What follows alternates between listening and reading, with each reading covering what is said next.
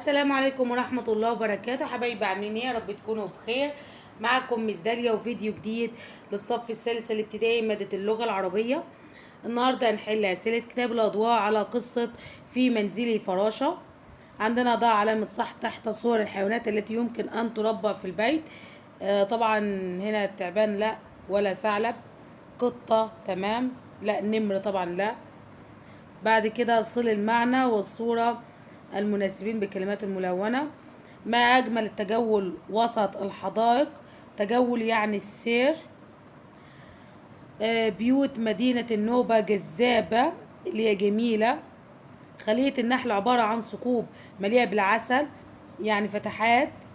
أقوم بمراعاة الحيوانات الأليفة، الحفاظ على. أبحث عن الملائم المناسبة لفصل الشتاء، الملائمة يعني المناسبة. رقم 2 ضع علامة صح وغلط. انبهرت هنا بجمال الزهور والتقطت صورا لها، غلط.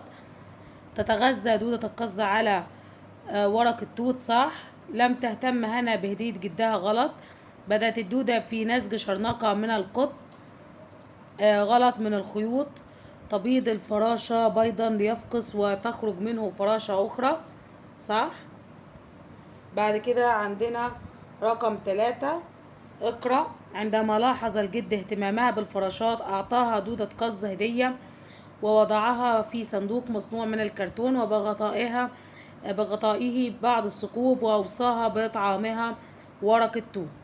هات من الفقرة كلمة معناها الفتحات الضيقة اللي هي الثقوب. كلمة مفردها الفراشة، فراشات، بس نشيل الب. في رأيك لماذا توجد ثقوب في غطاء الصندوق الكرتوني؟ هو قالك هنا أجب شفهيا، هنقول حتى تتنفس الدودة. بعد كده استخرج فعل لاحظ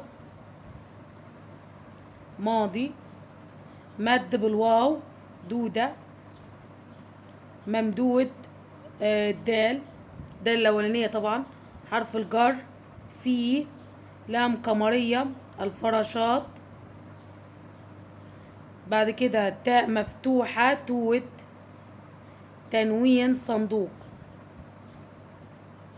تنوين بالكسر. بعد كده اقرأ وضع كل كلمة في مكانها.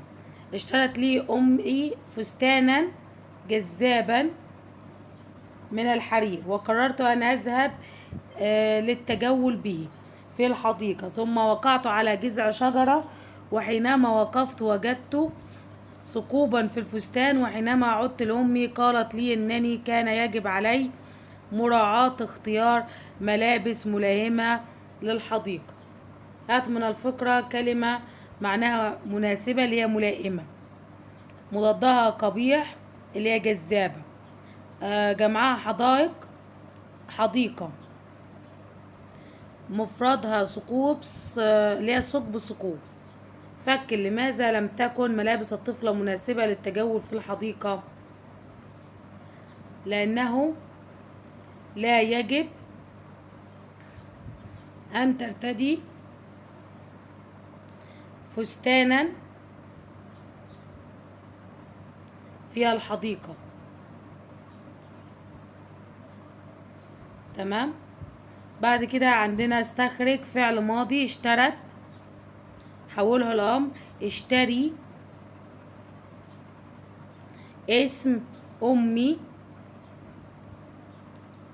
تمام. نوعه مفرد، علامة الترقيم فاصلة، عايزين كلمة بها حرف مشدد أمي برضو. فعل مضارع أذهب، حرف عطف الواو. حلل ملائمة ميم لم ألف همزة على نبرة ميم ت مربوطة شرنقة ألف لام شين شين را نون قاف ت مربوطة. تجول ت جيم واو، بعد كده واو لام. بعد كده أسبوعين ألف سين ب واو عين ي نون، تمام. بعد كده رقم 6 قاعد قراءة قصة في منزلي فراش. طبعا بنقراها اكتر من مرة عشان قرايتنا تتحسن. وبكده يكون انتهى الفيديو بتاعنا النهاردة. ما تنسوش لو عجبكم الفيديو تشتركوا في القناة، وانتظروني في فيديوهات تانية كتير. والسلام عليكم ورحمة الله وبركاته.